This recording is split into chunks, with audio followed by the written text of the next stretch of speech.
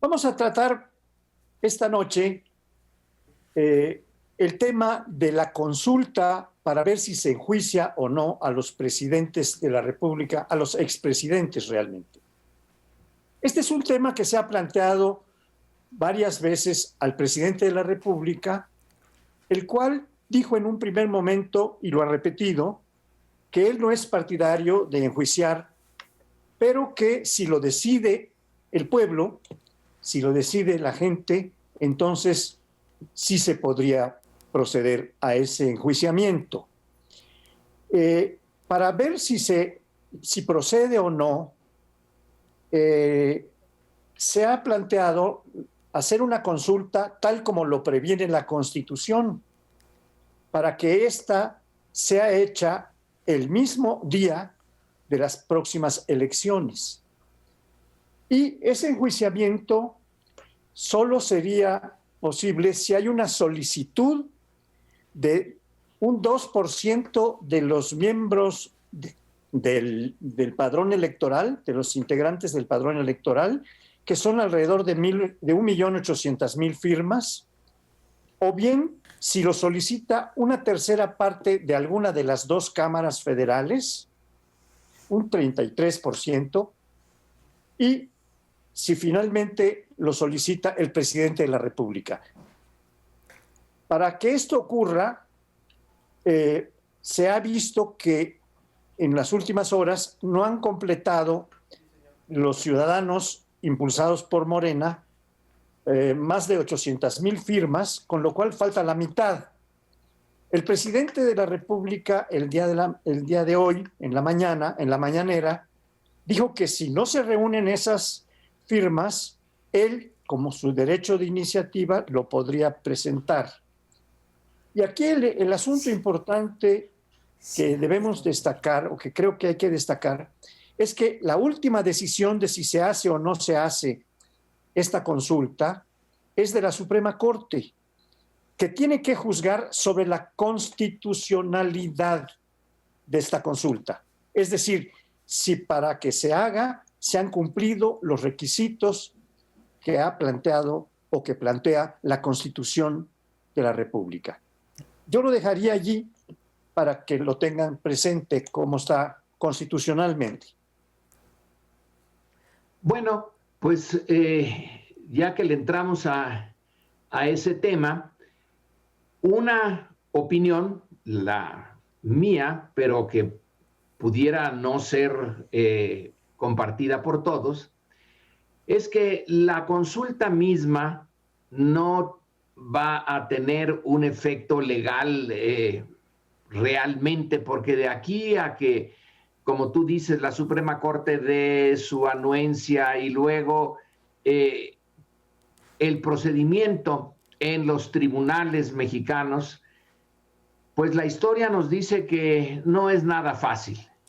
Entonces, otra vía de entender esto es que el ponerlo en el momento en que el ciudadano vaya a votar y, entre otras cosas, ponerle esta pregunta, si resulta positiva la reacción de que la mayoría diga sí, que se enjuicien, pues probablemente no pase nada, pero queda como una parte política, no legal.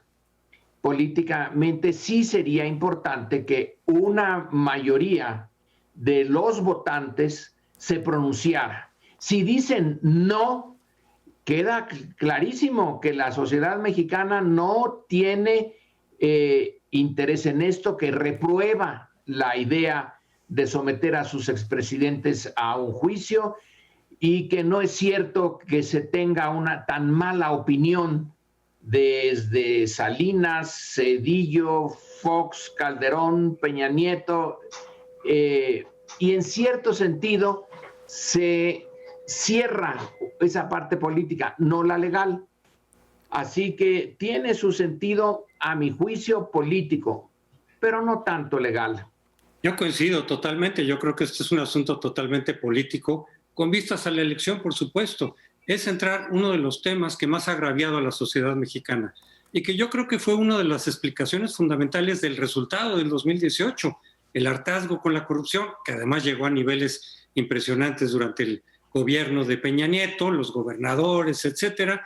Yo creo que fue una de las causas que provocaron una votación mayoritaria, abrumadora en favor de López Obrador, y quiere volver a capitalizar ese tema, porque además, a la mitad del sexenio, lo hemos dicho en otras ocasiones, normalmente se evalúan los resultados que se llevan hasta ahora de este gobierno en materia económica. Ahorita tenemos el problema de la salud, quién sabe cómo va a estar dentro del tiempo de las elecciones, pero eso de la corrupción puede ser un elemento fundamental político y electoral, porque legalmente todos los especialistas han dicho que no tiene fundamento. Lo más probable es que efectivamente la Corte diga que no procede, pero de aquí a que ocurra eso, tú ya estuviste duro y duro y duro con ese tema que puedes capitalizar perfectamente en términos electorales y políticos. Yo creo que esa es la racionalidad de este tema.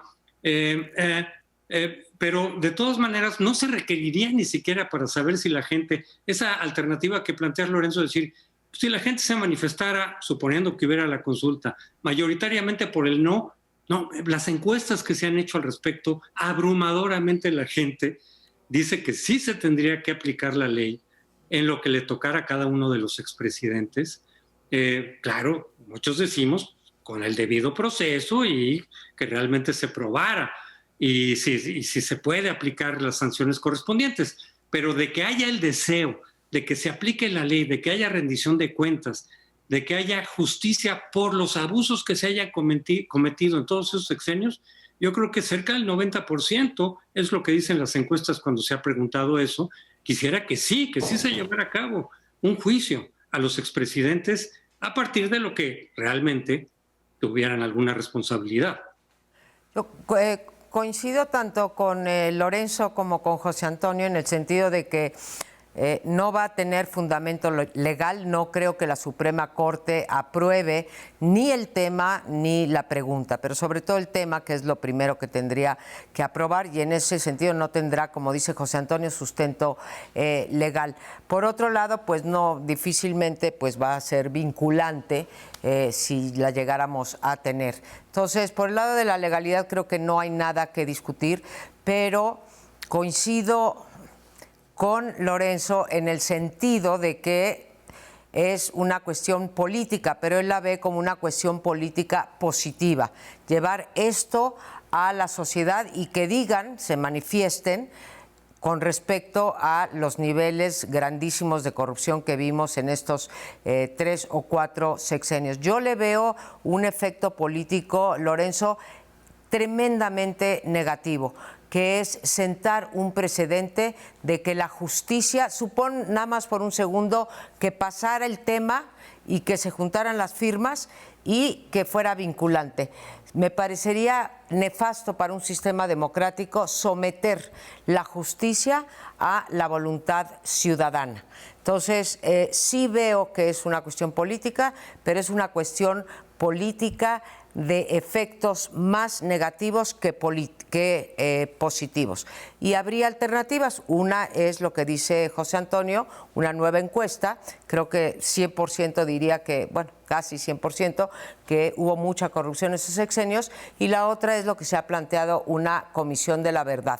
Entonces, el presidente ya dijo que él convocará mañana en caso de que no se junten las firmas y que un presidente ponga a la consulta popular si se hace o no se hace justicia, me parece muy mal. Yo estoy a favor de que se haga justicia, si no han prescrito, etcétera, pero no que se ponga a juicio, a consulta.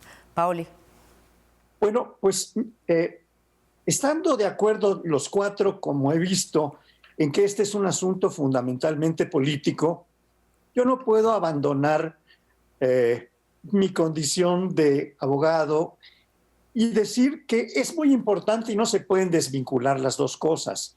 Finalmente, la Constitución es la Constitución política de los Estados Unidos mexicanos y tenemos que sujetarnos a ella si queremos un Estado de Derecho. Yo coincido en que es altamente improbable que se llegue a la aprobación de la Suprema Corte tanto de la procedencia, porque considera que se llenan los extremos constitucionales para hacer la consulta, como de la pregunta, como ya decía María Amparo. Pero eso no quiere decir que no haya que estarlo teniendo presente conjuntamente con la perspectiva política. ¿Qué es lo que qué es lo que ustedes han estado haciendo? Decir, la Constitución dice esto, tal bien, no hay nada que discutir, pero lo están considerando como debe hacerse en un Estado de Derecho, supongo. Y esto es lo que yo quisiera decir. Nada más confirmar que efectivamente, de aquí a que se toma la resolución de la Corte, cosa que ya decía José Antonio y también creo que lo dijo Lorenzo, pues va a haber un debate político muy amplio sobre la cuestión. Van a empezar a tratar de sacar los trapitos al sol de cada uno de los expresidentes, que por cierto, quiero decir que cuando se están recogiendo las firmas, la gente de Morena pone un letrero atrás en donde solo señala a 3 expresidentes, cuando son 5 los que han sido pues preparados como para sufrir o experimentar este enjuiciamiento. Y los 3 que se ponen son Salinas, Calderón y Peña Nieto, nada más. Lorenzo.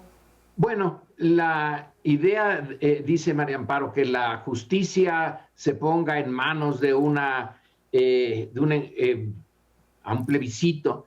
No es la justicia la que se está poniendo, a mi juicio, a consideración de nosotros los ciudadanos. Es simplemente si se inicia, pero el dar la firma no quiere decir quiero que los enjuicien y que los encarcelen, etcétera. Lo más probable es que no. El punto es mostrar que una sociedad que aguantó enormidades ya por lo menos está dispuesta a decirles, oigan, creemos que son ustedes unos deshonestos. Pero dice Crespo, no tengo duda, el 90 y tantos % estarían de acuerdo. Entonces, ¿por qué no han firmado? Son muy poquitos los que hemos ido a firmar. Es una minoría chiquitita, a lo mejor no. Si es un indicador el de juntar las firmas y no se juntan más que 800,000 o 900,000 en el mejor de los casos, a lo mejor no. A lo mejor la sociedad no quiere. Y bueno, cada sociedad tiene los gobernantes que se merece. Vuelve el tema. Puede haber otras razones por las que la gente no vaya a anotar la firma. Yo, por ejemplo, quisiera que se aplique la ley y que se castigue a quienes hayan incurrido en corrupción de los expresidentes, desde luego que sí. Quiero que se haga la consulta, no, por lo que ya decía María Amparo. Si la consulta se hiciera, creo que sí se afectaría fuertemente el Estado de Derecho, se violarían debidos procesos, incluso favorablemente a los expresidentes, porque al violar el debido proceso, las posibilidades de llamarlos a cuenta se reducirían.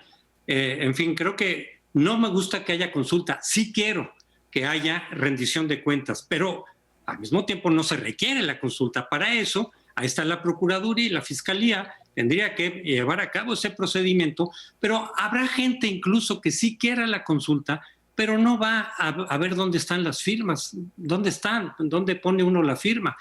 En cambio, si te hablan por teléfono, por una encuesta, o llega una encuestadora a tu casa, sí puedes decir, ¿usted quiere que se juzgue a los expresidentes? Sí. No tuviste ni que salir de tu casa. Hay un elemento que es un costo para el ciudadano de ir a firmar, que eso no implica que no quiera que haya consulta. Y habemos otros que sí queremos que se juzgue a los presidentes, pero no estamos de acuerdo con la consulta. Yo, antes de cerrar, que ya nos tenemos que ir, diría, Lorenzo, ya que establecí polémica básicamente contigo, es que mi punto es, si hay delito, que se juzgue. No me importa que gane el no juzguen a los expresidentes. Me parecería pésimo que si podemos probar que Peña Nieto cometió un delito, se le perdone porque el pueblo lo dijo. Si cometió un delito, hay que llevarlo a la justicia independientemente de lo que diga Dios Padre. Pero bueno, con esto nos despedimos, nos vamos a un corte en 3, en 2, en 1 y regresamos en unos minutitos. Está en curso el proceso interno dentro de Morena para elegir a su nuevo dirigente nacional. Y vaya que les ha costado mucho trabajo, vaya que está complicado. Yo creo que esa parte de Morena heredó esas dificultades de institucionalidad y de ponerse de acuerdo internamente del PRD, que el PRD siempre le costó mucho trabajo, siempre habían impugnaciones, descalificaciones de la limpieza de esos procesos, y pareciera que Morena heredó esa parte, no la mejor del PRD, en términos de pues, la funcionalidad de tomar esas decisiones tan importantes. Entonces, han hecho propuestas distintas, llegó al tribunal, como solía ocurrir con el PRD, llegó al tribunal y el tribunal tomó una decisión que no le gustó a casi nadie dentro de Morena, que sin embargo avaló López Obrador, pero que no le gustó a casi nadie de hacer una consulta abierta entre simpatizantes, ya no nada más militantes, sino también eventualmente simpatizantes de Morena, a través de encuestas que va a manejar el INE, algo que también, pues como muchos de los de Morena no confían en el INE, han dicho una y otra vez que el INE ha hecho fraudes toda su vida, pues no les da mucha confianza que el INE sea el que maneje su proceso interno a través de 3 encuestadoras. Y además con muchísima gente que se inscribió, bueno, no muchísima, pero de los que sí pudieron reunir los requisitos son 30 para la dirigencia nacional y 30 alrededor, 31, 32, de la Secretaría General, o sea, el cargo número 2, que además no van en fórmula. Se podría hacer de una corriente quien quedara en la dirigencia nacional y de otra corriente y otro grupo distinto quien quedara en la Secretaría General, lo cual puede también generar ahí algún tipo de conflictos en lo que sigue en el manejo del partido. Pero de esos 30 se hará una primera ronda, por llamarle así, de encuestas, para que queden solamente 6 por cada uno de los cargos, si no me equivoco, y entonces sobre esos 6 ya vendría otra encuesta que definiera quién gana. A muchos no les gustó eso, desde luego. A Berta Luján, que estaba compitiendo, ella sabe que no es muy conocida en el público en general. Ella le apostaba a el voto de incluso de los consejeros de una convención interna de Morena, porque ahí sí es muy conocida y tiene muy alto perfil, pero en el público en general, pues yo creo que efectivamente poca gente la puede identificar. Y tenemos un poco como sorpresa, pero que le da mucha pimienta a este asunto, el que Porfirio Muñoz Ledo se volvió a inscribir, es decir, digo, se volvió a inscribir porque ya fue presidente del PRI, ya fue presidente del PRD, fue candidato presidencial del PARM, estuvo cercano a Fox cuando Fox ganó la presidencia, y ahora quiere competir y va a competir por la dirigencia nacional de Morena. Bueno, eso hace mucho ruido porque él es quizá de los más conocidos en el público en general.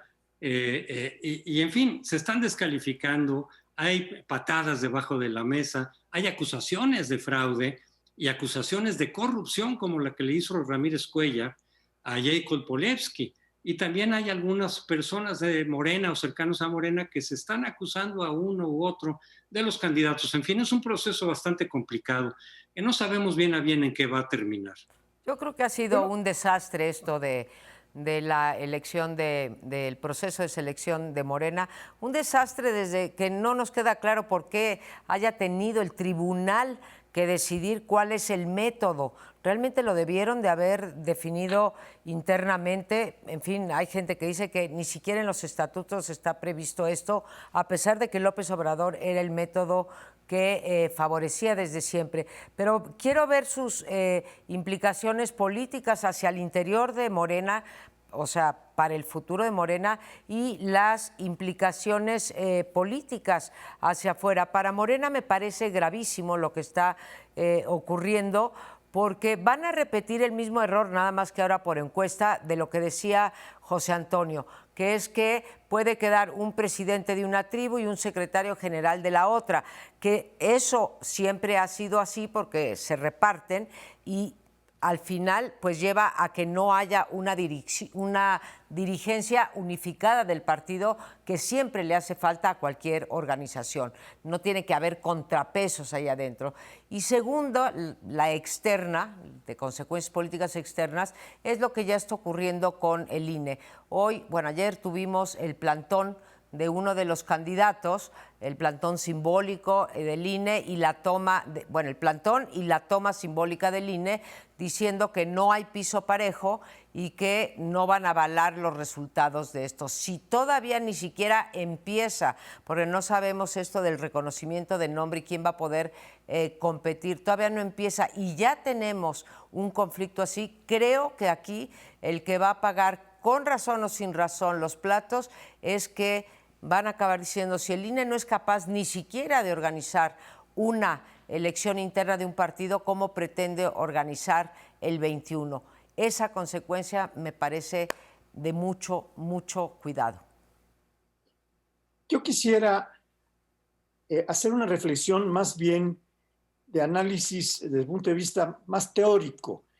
Lo que ha pasado con Morena, como pasó antes, ya lo decían ustedes, con el PRD, es que el partido no ha alcanzado un nivel, digamos, de institucionalización suficientemente fuerte como para que los procesos se puedan seguir adecuadamente. Esto es algo que tiene que ver con Morena como movimiento, que es todavía más movimiento que partido. Claro que para poder concursar para la presidencia de la República, es decir, luchar por la presidencia de la República y para muchos otros puestos del Congreso y de las localidades, tenía que registrarse como partido. Pero ese es un asunto realmente distinto del que yo quiero plantear. El que yo quiero plantear es un proceso de maduración que podemos llamar institucionalización, para que se sigan ciertos procedimientos y también para que se respete a quien ha ganado en un proceso y se diga que perdí y yo reconozco al que ganó. Eso es lo que fortalece en los procesos democráticos a un partido, porque allí está la unificación, no solo en poner al que llegó en segundo lugar como secretario general, sino en tener una actitud democrática institucional. Esto es lo que yo quisiera plantear para usted. Bueno, en la teoría de los partidos, francamente, ya quedó un poco fuera la idea de que los partidos son democráticos. En general, no son. La democracia es entre los partidos, en el caso de que exista la democracia.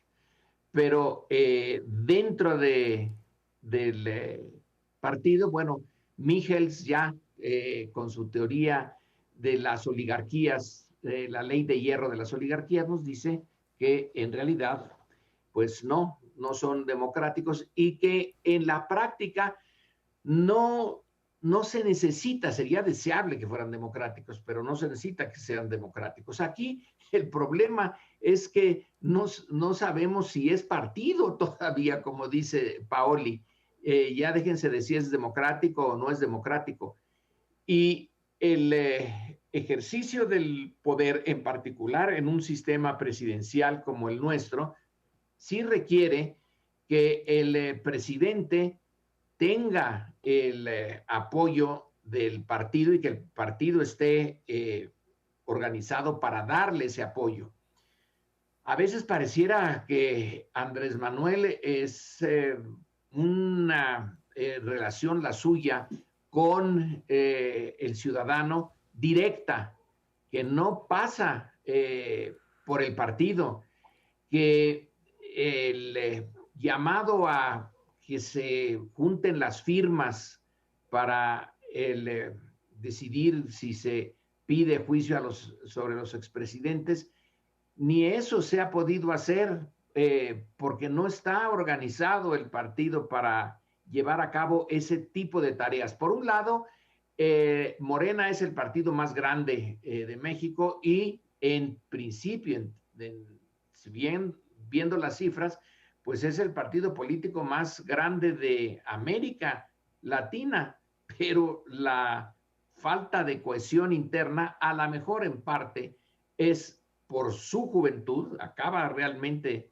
de nacer comparado con los otros, uno que viene de 1929, el otro que viene de 1939, está todavía recién nacidito y no cuaja del todo. Tienes razón, Lorenzo, cuando dices de la ley de hierro de los partidos, de las oligarquías, mejor dicho, en que los partidos deciden las cosas en las cúpulas, en las oligarquías propiamente, pero hay algunas diferencias entre unos y otros partidos. A veces, cuando se habla de democracia o más democracia en un partido es que entre las propias oligarquías, entre las 2, 3 o 4 distintas agrupaciones o fracciones que hay en un partido, se decida con un método más o menos democrático, porque la otra es que el dedazo del líder del partido, o se imponga de alguna manera un solo, en este caso presidente del partido, dirigente nacional, como ocurría en el PRI, por ejemplo, era de dedazo y punto, y se acababa la cosa. En cambio, en el PAN, cuando se introducía, aunque siguiera siendo cuestión de élites, pero se introducían procedimientos democráticos, o se introducen, pues a veces le salían las cosas distintas. Muchas veces, siendo presidente de la República, por ejemplo, Fox o Calderón, no siempre pudieron poner al líder del partido. Le pasó a Fox sobre todo, al poner al líder del partido, y hasta con los candidatos presidenciales del partido. Fox tenía un candidato que no ganó. Calderón tenía un candidato que no ganó, candidatos ya presidenciales, porque de pronto ahí se manifestó algún procedimiento un poco más democrático que el tradicional dedazo. Ahora, a veces, si no se lleva a cabo bien el procedimiento democrático, puede resultar peor para el partido, porque entonces se dividen, se confrontan. A veces cuando hay disciplina de arriba, cuando hay unilateralidad, podrá uno decir, no fue democrático, pero se mantuvo la unidad, se mantuvo la disciplina, que es lo que solía ocurrir normalmente con el PRI, salvo algunas excepciones ya después cuando perdió la presidencia. No sé qué sea mejor para los partidos, más allá de que en términos generales suena mejor que haya democracia, no siempre un procedimiento democrático, si es mal llevado sobre todo, le conviene a un partido. Yo me tomo 15 segundos para que le queden otros 15 a mis compañeros. Yo creo en Michels, el partido quiere ganar y por lo tanto tiene que tomar un método de selección que sea el más adecuado. Si ese es el dedazo, adelante. Lo que hay que mantener es la unidad y la dirección del presidente. Si es López Obrador el que lo va a nombrar, yo ninguna objeción, pero que garanticen la unidad y el futuro del partido. Paoli y Lorenzo, 15 cada quien. Yo les diría que, estando de acuerdo fundamentalmente con lo que dijo Lorenzo, sí quiero insistir en que estoy haciendo una intervención teórica para decir, como tendencia, es conveniente que los partidos tiendan a ser democráticos. Esto es lo que se esperaría. Si lo son o no lo son, es un asunto que va a juzgar la ciudadanía, pero ellos tienen que hacer un esfuerzo para institucionalizarse como democráticamente hay que institucionalizarse. Pues ya se acabó el tiempo, Paoli, nos quedamos con el tuyo y a Lorenzo se la debemos. Nos vamos a un corte y regresamos.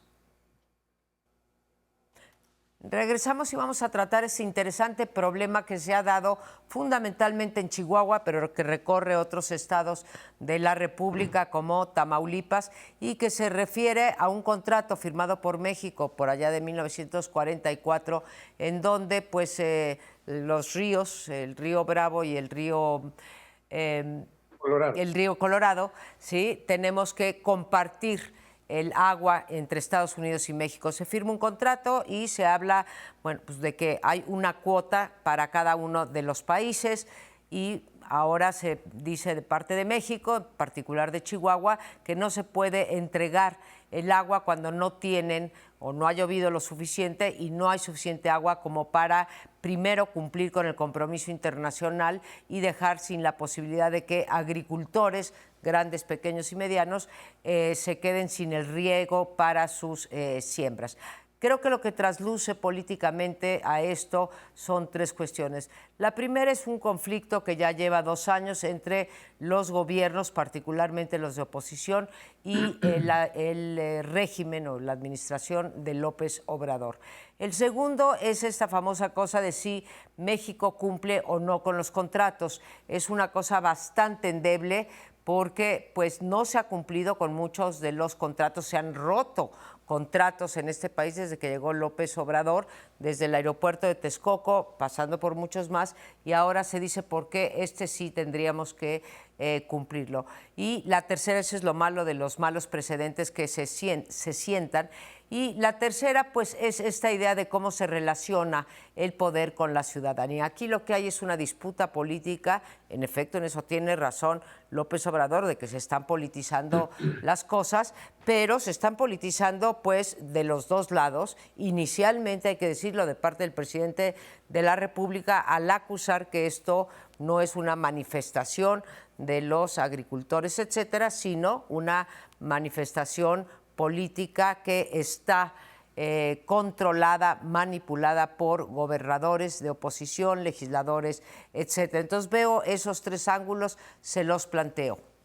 No creo que sea bueno, no creo que sea bueno ponerlos como contratos.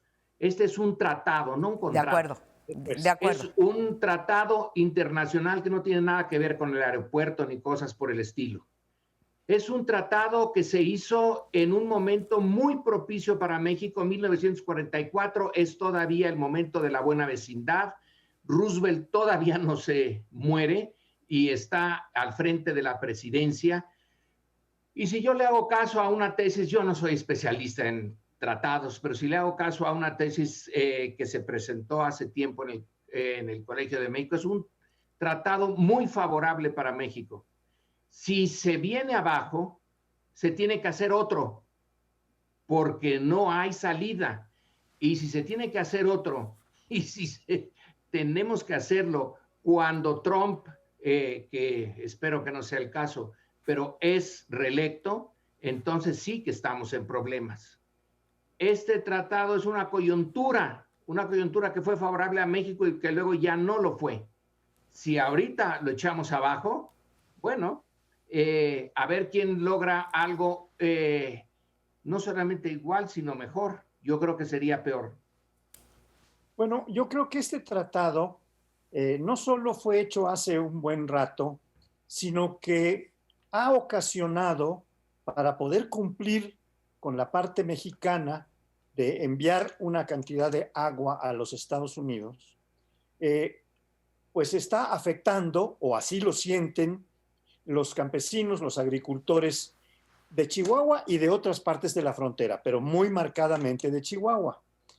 Estas presiones de los campesinos, de los agricultores, llegaron muy fuertemente al gobernador de Chihuahua, al gobierno de Chihuahua, a Javier Corral.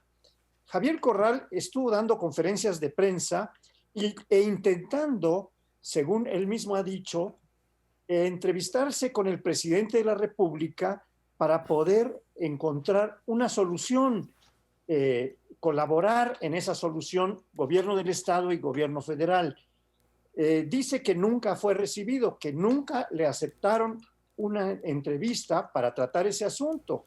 Esto se fue enconando y efectivamente, como dice López Obrador, aquí hay un ingrediente político. ¿Dónde no, en un tratado internacional que trata un problema tan delicado como este, donde están involucrados agricultores de uno y otro lado de la frontera, no va a haber problema político? Por supuesto que lo hay.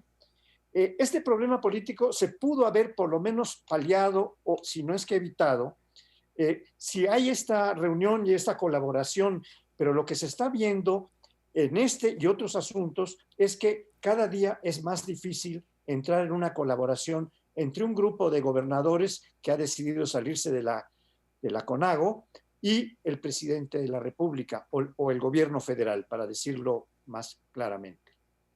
Es que una cosa es que un conflicto se politice y otra cosa es que sea el origen sea ese. Aquí me parece que el origen tiene más bien un carácter social, económico, de agricultores que de pronto les va a faltar el agua, se les va a echar a perder sus negocios, sus cosechas, etcétera, y entonces se movilizan. Ya es una movilización social que empieza a tener desde luego una consecuencia política. Y en ese contexto es cuando empiezan a surgir, por ejemplo, la intervención de los partidos. El gobernador es un partido, el presidente es de otro partido, pero eso es muy distinto y desde luego eso puede complicar incluso la búsqueda de una solución. Pero es muy distinto a como a veces parece que lo expresa López Obrador, de decir el origen es partidista, esto lo están creando los adversarios o los otros partidos, lo ha dicho en otros temas también, de cara a las elecciones, como si el problema no existiera y lo inventaran para un propósito específicamente político electoral. Ahí sí es distorsionar un poco las cosas, porque el origen es otro, el origen es un problema real de agricultores que incluso han dicho, yo no soy de ningún partido, yo simplemente quiero resolver mi problema, estoy enfrentando una situación complicada y difícil, y ahí quizá lo que Corral estaba buscando en la búsqueda, con el presidente en una reunión, pues es si se puede hacer algo con Estados Unidos, es decir, si existe el tratado, como dice Lorenzo, podría ser un tratado incluso favorable a México, que conviene respetar por lo tanto, pero ahí es donde podría entrar tal vez quizá o explorar la diplomacia, buscar con Estados Unidos el gobierno, oye, pues fíjate que tenemos este problema, no le podríamos hacerle así, asá, te damos una parte, déjanos ahorita, te la pagamos, qué sé yo. Para eso la diplomacia en todo caso también, porque claro que es un dilema muy fuerte para el propio gobierno mexicano entre Estados Unidos, con el gobierno, con Trump ahí.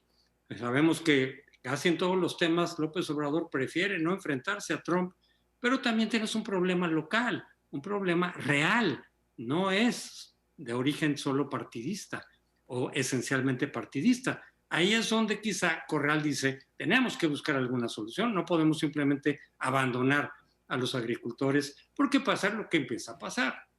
La guardia, en fin, confrontación, ya hubo una muerte, en fin. De acuerdo, José Antonio. Lorenzo, gracias por la precisión. En efecto, es un tratado, no es un contrato, pero tanto los contratos como los tratados pues conllevan compromisos y como tales conllevan certeza jurídica, ¿no? Eso es lo que pretende un contrato o lo que pretende un tratado, dar certeza jurídica, dar reglas para algo, y como tú no soy especialista y concedo que pueda ser una cosa beneficiosa para México y coyunturalmente no lo sea. Ahora, López Obrador se ha mostrado como con una gran voluntad y con muchas veces una gran habilidad para que si se tiene que revisar un tratado o un contrato, como se hizo, por ejemplo, con el Tratado de Libre Comercio, aunque esto comenzó desde antes, ¿no? Desde Peña Nieto, pues si realmente tienen razón los agricultores y hubiese que cambiar las reglas, dado que han pasado X número de años, pues 60 años desde que se firmó, casi 60 años desde que se firmó ese contrato, pues en efecto, como tú dices, si se tiene que hacer otro contrato, que se haga y empezar lo que dice José Antonio, pues las negociaciones al interior primero de México y después con el gobierno de Estados Unidos para ver si hay algo que mejorar en este contrato. Lo que no se puede es romper la interlocución y decir son conservadores, terratenientes de la oposición, etcétera, los que manipulan esto y por lo tanto lo descalifico y no hacemos nada al respecto. Creo que se le están abriendo frentes a López Obrador que convendría empezar a ir cerrando. Bueno, yo creo que él está consciente de eso, pero otra vez no es contrato, es tratado. Ya lo dije que es tratado, es como sí. si decimos el tratado de frontera ya es muy viejo, vamos a hacer otro, vamos a ver si cambiamos la frontera. Pues sí. No, esto es el agua era un problema desde 1944, es un problema mayor ahora, es un problema central en el mundo. Esto hay que tratarlo, no, alguien se va a quedar sin agua, tanto del otro lado como de este. Hay que verlo como un problema realmente internacional o es mundial. Correcto. Y hay tratados horribles como el de Bucareli, que echamos para atrás. Yo quisiera intervenir en esta distinción entre contrato y tratado. La verdad es que todo tratado es un contrato, nada más que es un contrato que se hace entre agentes de dos países, protagonistas de dos o más países. Y el contrato que se hace internamente puede ser entre entidades públicas o privadas. La diferencia es que el tratado solo se puede hacer entre personas públicas, es decir, entre estados nacionales, uno o varios. Pero bueno, hecha esta aclaración, yo creo que efectivamente había un esfuerzo que realizar, como ya lo apuntaba José Antonio Crespo, en materia diplomática para ver si por esa vía se podía entrar a algún tipo de arreglo, posponer algún tipo de plazo o de cantidad de agua que se dotaba, etcétera. Yo creo que eso es lo que nos falló en este caso, lo que ha provocado un conflicto que se vuelva político y que incluso hubiera incluido una agresión de la Guardia Nacional a un matrimonio y causado una muerte, por lo visto. Gracias, Paoli. Nos vamos a un corte y al último bloque, que promete ser interesante.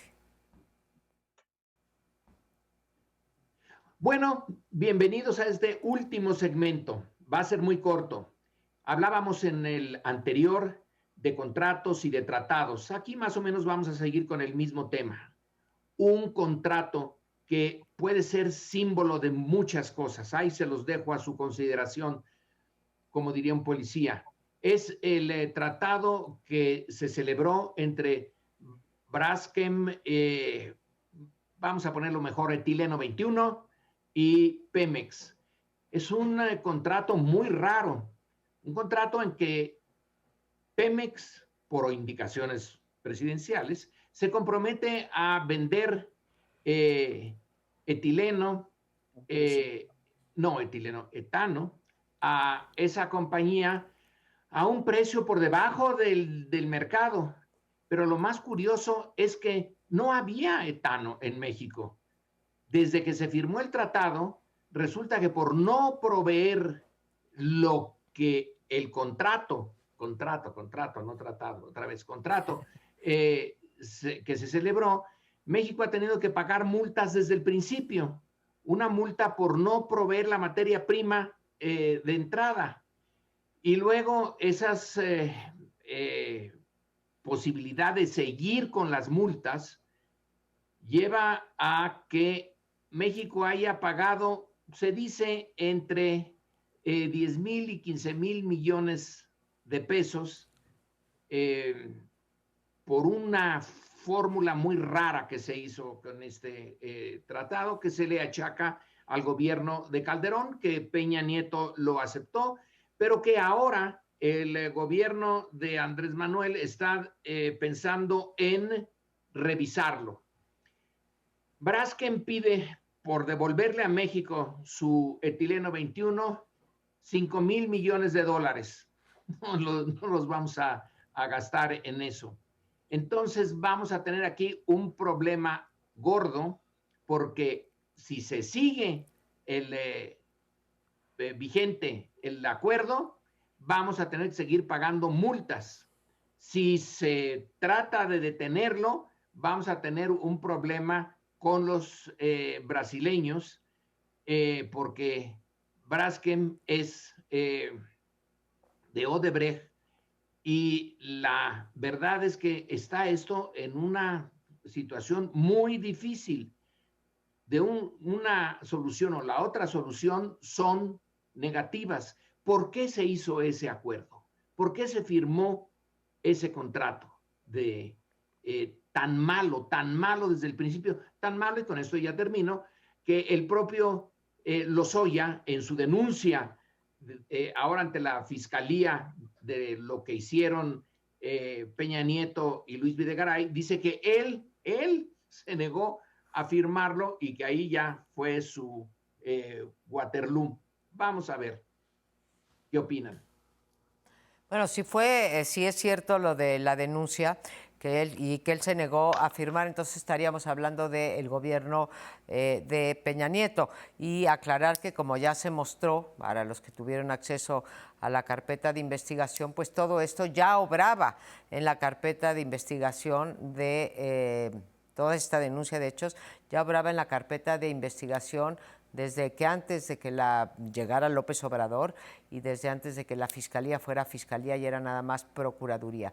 Pero creo que estamos aquí frente a un delito que debe ser probado. Estamos claramente, creo que eso es, si te interpreto bien, Lorenzo, estamos hablando de un daño patrimonial, ¿sí? Un daño patrimonial al Estado mexicano, y dado que es una empresa productiva del Estado y símbolo de, en fin, de todo lo que sabemos, pues un daño patrimonial a la nación, a todos. Y cuando digo a la nación es a todos nosotros. y yo creo que se debe de investigar y se debe de castigar. Si es el titular del Ejecutivo, Calderón, y posteriormente Peña, los que cometieron este delito y no ha prescrito, que parece que hay desgraciadamente dudas sobre si ha prescrito o no este delito, lo que se tendría que estar haciendo precisamente, Lorenzo, me refiero a ti, es no una consulta, que se abra esa carpeta de investigación, que se investigue el caso de Tileno 21 y lo que siguió en el gobierno de Peña Nieto, y que se lleve a los responsables, incluyendo a los presidentes, si fuera el caso, a la justicia, ¿sí? Sí le enoja a uno como mexicano que si es cierto este daño de que estamos pagando hasta 30% por encima de una cosa que ni siquiera, como dices, Lorenzo, producíamos, de repente, pues decidimos que mejor no tocamos a los presidentes. Entonces, si hay delito, mi posición es que se lleve a la fiscalía y se juzgue. Bien, yo quisiera aprovechar algo que me preguntó hace un par de programas María Amparo y que no pude responder. Y ahora aludía a ello la propia María Amparo. ¿Qué es esto de la prescripción del delito? En este asunto puede haber responsabilidades de tipo penal y administrativo. Las más graves son evidentemente las penales, cuando se ha cometido un delito o se indica o aparece como un indicio que se ha cometido un delito. Pero en este caso, cuando Peña Nieto decide aceptar ese contrato y mantener su cumplimiento con un daño patrimonial muy amplio, que ya se refirió por Lorenzo, es cuando se puede estar cometiendo un delito en el orden electoral, porque los recursos que Odebrecht, cuya filial es esta empresa Brechten, ¿cómo se llama? Braskem, los aporta para la campaña electoral del PRI. El que ya está, yo no te lo pude responder en su momento porque no había sido definido. El delito que ya está prescrito es el que se cometió para las elecciones de 2012. Pero los que se cometieron para las elecciones del 14 y el 15, que hubo varias, que también fueron al PRI, esos no están prescritos. Lo acaba de determinar el lunes pasado el Tribunal Electoral del Poder Judicial de la Federación. Esto es lo que yo quisiera Gracias, aclarar. Paoli. Bueno, precisamente por eso, si hubo desvío de fondos, no solamente fue una mala decisión técnica y económica que nos costó muy alto, muy fuerte, sino probablemente se beneficiaron de eso a nivel individual algunos que se hayan quedado con dinero para su gasto personal, pero probablemente también, bueno, los desvíos a las elecciones, cometiendo un delito, que además ahora ya es un delito grave, pero de todas maneras, si no ha prescrito, se tendría que investigar a fondo. Y yo repito, no se necesita consulta para eso, tendría que estar el procedimiento por su camino, por su propio camino. Si están los elementos, si están los datos, pues simplemente que la Fiscalía intervenga a hacer esta investigación y que eventualmente lo mande también a esa dependencia que tiene ahí de la Fiscalía Electoral Especial y que se deslinden responsabilidades. No necesariamente llegarían los presidentes, pero si llegaran los presidentes, entonces también, si les aplica la sanción, pues a fondo. O sea, sí hay muchísimos elementos. Por eso el tema de la corrupción sí tiene una importancia muy fuerte, efectivamente, en este sexenio, porque son muchos los casos de corrupción y de corrupción profunda. Tiene que llegar esto en algún momento a las últimas consecuencias para que de veras haya un cambio histórico, para que de veras se sienta un precedente y no seguir como en otros sexenios que todo quedó en puro ruido, en rentabilidad política, sino que se tiene que ir a fondo. No es necesaria la consulta, pero independientemente de que se hiciera o no se hiciera, ahí está la Fiscalía con los elementos para irse a fondo. Ojalá fuera tan sencillo, José Antonio y María Amparo. Supongamos que la Fiscalía hace que los responsables, Calderón y Peña Nieto, respondan por eso. El contrato está vigente y está en tribunales internacionales, y Braskem, o sea, Odebrecht, no pone más que dos posibilidades: o me lo cumplen y Pemex sigue perdiendo, o compran mi empresa al precio que yo estoy proponiendo, que son $5,000 millones. Independientemente de que se vaya alguien a la cárcel o no, este contrato está vigente. ¿Cómo vamos a salir de ese problema? Que es un problema de mucho fondo. Meterlos a la cárcel, y yo ni siquiera metí lo de la consulta.